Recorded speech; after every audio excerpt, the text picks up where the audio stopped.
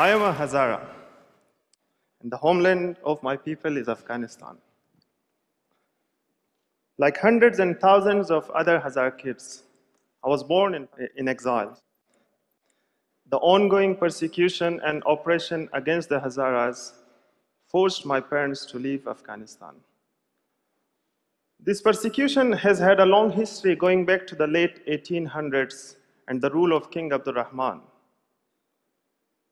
He killed 63% of Hazara population. He built minarets with their heads. Many Hazaras were sold into slavery, and many others they fled the country for the neighboring Iran and Pakistan. My parents also fled to Pakistan and settled in Quetta, where I was born. After the September 11 attack on the Twin Towers, I got a chance to go to Afghanistan for the first time with foreign journalists. I was only 18 and I got a job working as an interpreter. After 4 years, I felt it was safe enough to move to Afghanistan permanently. And I was working there as a documentary photographer, and I did many stories. Like, I worked on many stories. One of the most important stories that I did was the Dancing Boys of Afghanistan. It is a tragic story about an appalling tradition. It involves young kids dancing for warlords and powerful men in the society. These boys are often abducted or bought from their poor parents, and they are put to work as sex slaves. This is Shakur. He was kidnapped from Kabul by a warlord. He was taken to another province where he was forced to work as a sex slave for the warlord and his friends. When this story was published on the Washington Post, I started receiving death threats. And I was forced to leave Afghanistan as my parents were. Along with my family, I returned back to Quetta. The situation in Quetta had changed dramatically since I left in 2005. Once a peaceful haven for the Hazaras had now turned to the most dangerous city in Pakistan. Hazaras are confined into two small areas, and they are marginalized socially, educationally, and financially. This is Nadir. I had known him since my childhood. He was injured when his van was ambushed by terrorists in Quetta. He later died of his injuries. Around 1,600 Hazara members had been killed in various attacks, and around 3,000 of them were injured then, and many of them permanently disabled. The attacks on Hazara community would only get worse, so it was not surprising that many wanted to flee. After Afghanistan, Iran, Pakistan, Australia is home to the fourth largest population of Hazaras in the world. When it came to the time to leave Pakistan, Australia seemed the obvious choice. Financially, only one of us could leave, and it was decided that I would go in the hope that if I arrived at my destination safely, I could work to get the rest of my family to join me later. We all knew about the risks and that how terrifying the journey is, and I met many people who lost loved ones at sea. It was a desperate decision to leave everything behind, and no one takes this decision easily. If I had been able to simply fly to Australia, it would have taken me less than 24 hours. But getting a visa was impossible. My journey was much longer, much more complicated, and certainly more dangerous. Traveling to Thailand by air and then by road and boat to Malaysia and into Indonesia. Paying people smugglers all the way and spending a lot of time hiding and a lot of time in the fear of being caught. In Indonesia, I joined a group of 7 asylum seekers. We all shared a bedroom in a town outside of Jakarta called Bogor. After spending a week in Bogor, 3 of my roommates left for the perilous journey. And we got the news 2 days later that a distressed boat sank in the sea en route to Christmas Island.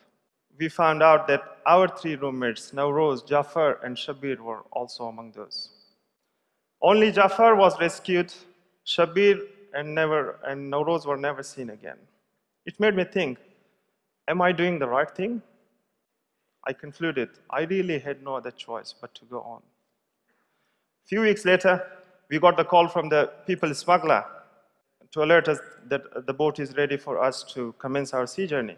Taken in the night towards the main vessel on a motorboat, and we boarded an old fishing boat that was already overloaded. There were 93 of us, and we were all below deck. No one was allowed up on the top. We all paid $6,000 each for this part of the trip. The first night and day went smoothly, but by the second night, the weather turned. Waves tossed the boat around, and the timbers groaned. People below deck were crying, praying, recalling their loved ones. They were screaming. It was a terrible moment. It was like a scene from a doomsday, or maybe like one of those scenes from those Hollywood movies that shows that everything is breaking apart and the world is just ending. It was happening to us in real. We didn't have any hope. Our boat was floating like a matchbox on the water without any control. The waves were much higher than our boat, and the water poured in faster than the motor pumps could take it out. We all lost hope, and we thought this is the end. We were watching our deaths, and I was documenting it. The captain told us that we are not going to make it. We have to turn back the boat. We went on the deck and turned our torches on and off to attract any attention of any passing boat. We kept trying to attract their attention by waving our life jackets and whistling. Eventually, we made it to a small island. Our boat crashing onto the rocks. I slipped into the water and destroyed my camera, whatever I documented.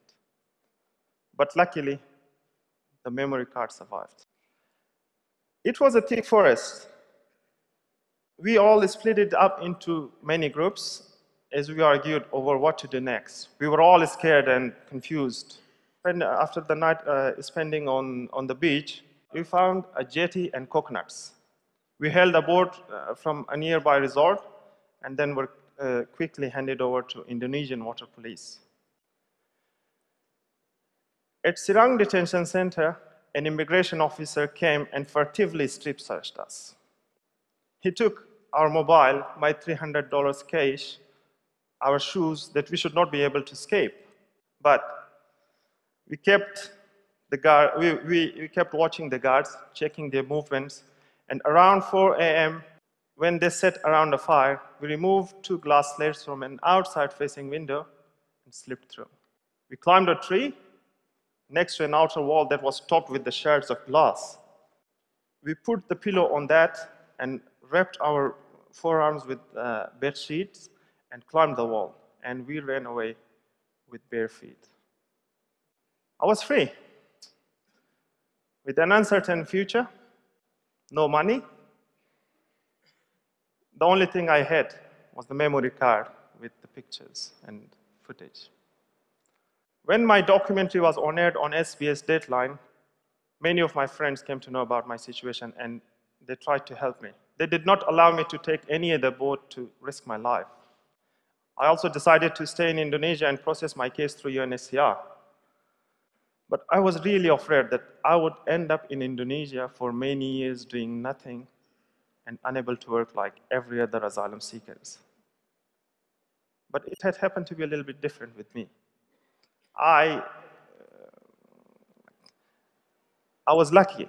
My contacts worked to expedite my case through UNHCR, and I got resettled in Australia in May 2013. Not every asylum seeker are lucky like me, and it is really difficult to live a life with an uncertain fate in limbo.